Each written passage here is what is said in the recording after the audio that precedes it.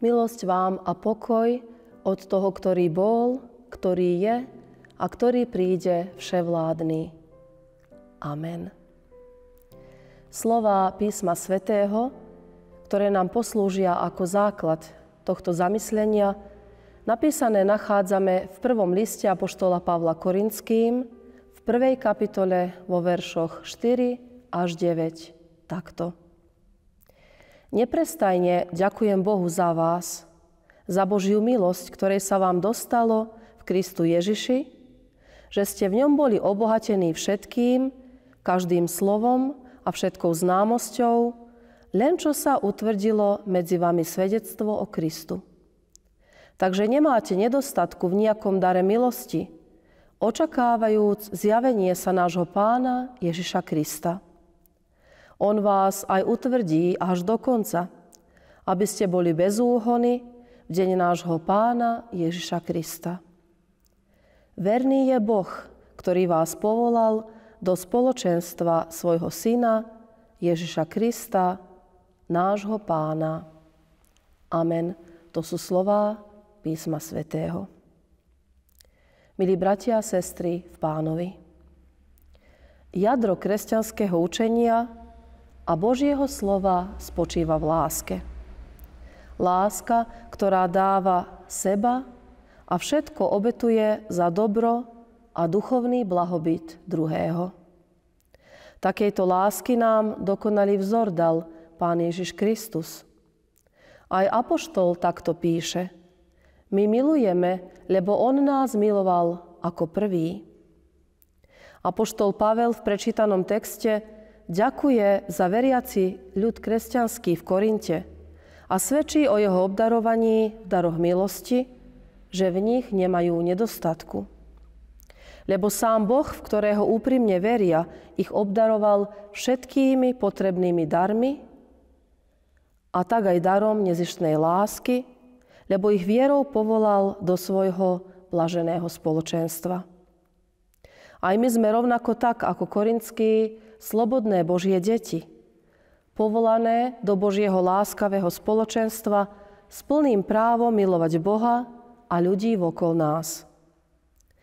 Sme povolaní do tejto slobody, aby sme v poslušnosti plnili poslanie, ku ktorému nás povolal a vlastným príkladom dokonalý vzor dal sám Boží Syn. Je to poslušnosť lásky. Kto je poslušný voči tejto Božej požiadavke, poslušný je vždy a za každých okolností plniť Božiu vôľu. Rovnako tak sa mu dostáva za priehršť duchovných darov od Pána Boha a všetkými slúži na jeho slávu. Preto veriaci človek, ktorý žije, aby plnil Božiu vôľu, pozná hlas svojho pastiera spomedzi všetkých ostatných hlasov tohto sveta a poslúcha jeho učenie, lebo vie, že je to učenie dané od samotného Boha. A presne toto je hlas nášho dobrého pastiera Ježiša Krista, ktorý o sebe hovorí: kto prijíma mňa, prijíma toho, ktorý mňa poslal. Preto prijímajme Božie slovo ako ten najvzácnejší dar a aj žime podľa neho. Plňme si povinnosti verne a zodpovedne, najmä povinnosť lásky, ku ktorej sme všetci pozvaní. Láska prikrýva množstvo hriechov. Láska je najväčšou cnosťou spomedzi všetkých cností, lebo nehľadá vlastnú slávu, ale slávu Božiu. Preto ju plňme a ňou žijme vždy ochotne a s radosťou. Amen. Stížme sa k modlitbe. Drahý Pane Bože, Ty si nám vo svojom Synovi dal dokonalý príklad lásky a obetavosti. Ty si nás miloval a stále nás miluješ láskou, ktorá nikdy neprestane, lebo je večná. Prosíme dnes, prenikni nás svojou láskou a naplň nás ňou i naše srdcia i duše, celé naše bytosti.